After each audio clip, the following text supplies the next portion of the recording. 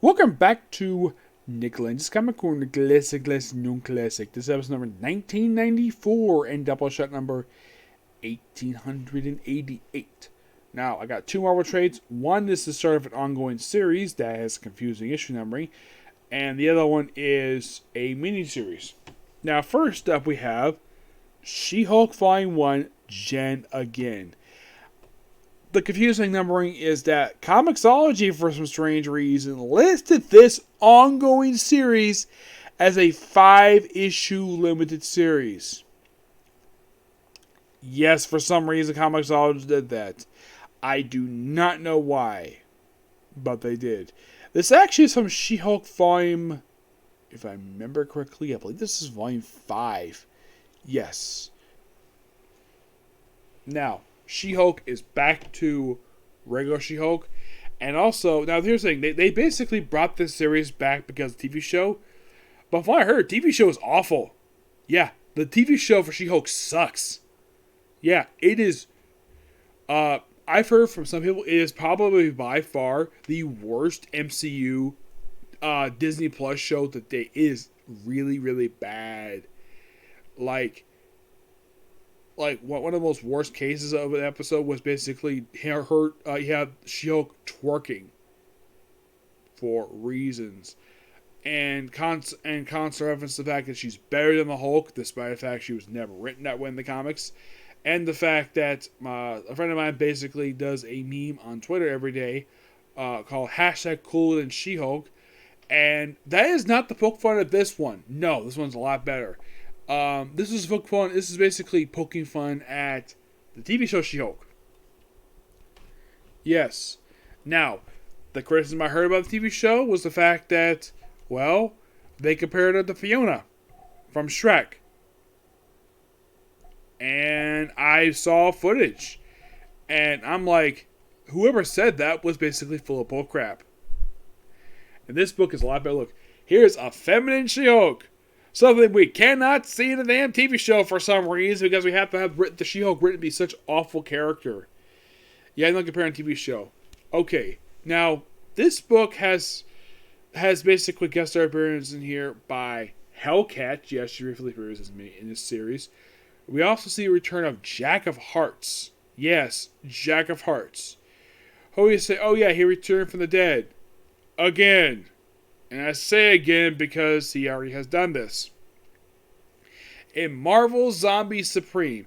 Now here's the strange thing. Apparently he does remember the events of pre-Avengers Assembled. But he does not remember the main events of Avengers Assembled. I don't know why. It's weird. Also, She-Hulk is working for a bad guy of hers. Or villain of hers. Also, Titania is this book. Yes, Titania. Yeah, where she's still married to the Absorb Man, and she has a house that she rents. Yep. Something people can't do much in real life because rent is so freaking expensive. Because everything had to be skyrocketing recently due to stupid reasons. Yep. So, She-Hulk is given an office, and it's pretty much a broom closet. Yeah, it's barely bigger than a bathroom. It's very tiny. Yeah, it is by far one of the smallest offices I've ever seen for a comic book. And it's probably just a starter office. And so you need to find clients. And whatever client just had to be Jack of Hearts, who just randomly show up at an apartment. Now, here's something kind of weird about the writer of this book. And they kind of, in a way, are pushing a relationship between Jack of Hearts and She-Hulk for some reason. I don't know why. It's one of the most weirdest things played in this series. At least that this makes more sense than She-Hulk with fucking Thor. Yes. And this character is not some character who's a Hulk in a wig. And from what I heard, Jason Aaron did want the actual Hulk in this Thor run. Martin Turbo said no because Al Ewing's Immortal Hulk. Yeah. But this book is awesome. Love it. I give it a 10 out of 10. It's really good. Yeah, just a pure fun book. And I can't wait to pick up Volume 2. Alright, next up it is Star Wars TIE Fighter. Yep. This is one of many mini-series that Marvel's released over the years when it comes to Star Wars. This actually is one not focused on any character from the main series. Not Darth Vader, not Luke Skywalker, not any main character. This is the original comic book. Now, this comic, I think, is set in the same time period as the Solo film. I believe so.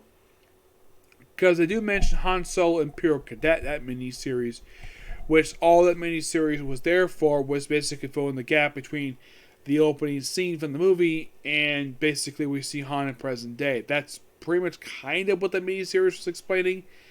This one is basically all about, because this is kind of basically the rebellion in full swing.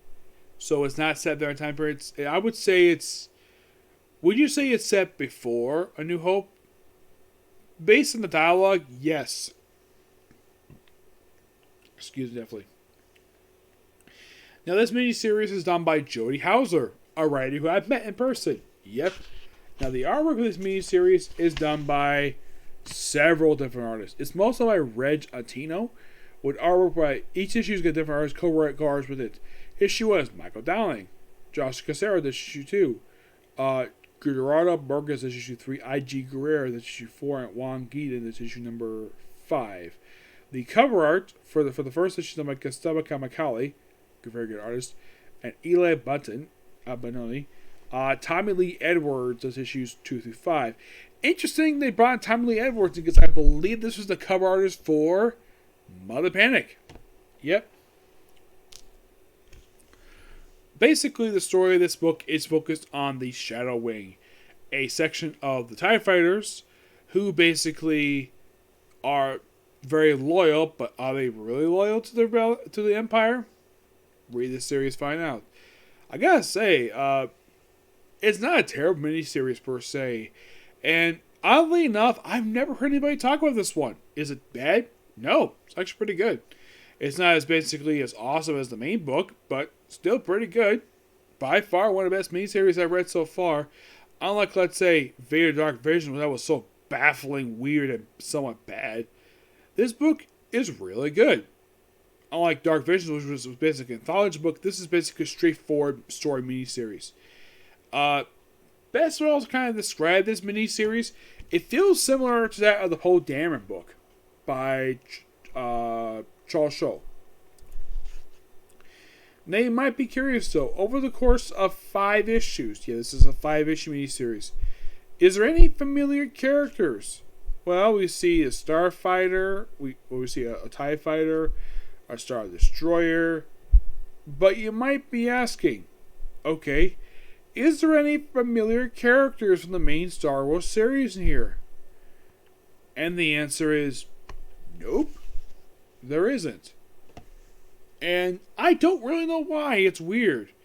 Yeah, it's set on a Star Destroyer, but the weird thing is, there's a mention of what happened in one miniseries, which that was a first. I've never heard of a Star Wars book doing that before. Or one miniseries references another one. But if you think about it, they don't really bring anything in from the air books aside from that one miniseries. But still a pretty good miniseries. Give this book a 9.5 out of 10. Just a really good book here. Yep. But yeah, that's pretty much it for review. And that's all the time for video tonight. But tomorrow, well, I did have one comic corner, but it was getting kind of late, so I'm going to save for tomorrow. So I'm going to do a lot of anime tomorrow. Yes, and I do mean a lot of anime. Because I figured tomorrow I have a lot more time. Because I was out a lot today due to choir practice. Like, as soon as I got home, I basically went out to eat. Like, as soon as I got home and I went to choir practice, I just got back here just now, so I don't have more time to do more videos tonight. So this is my last one for the evening. So until you see you tomorrow. Bye.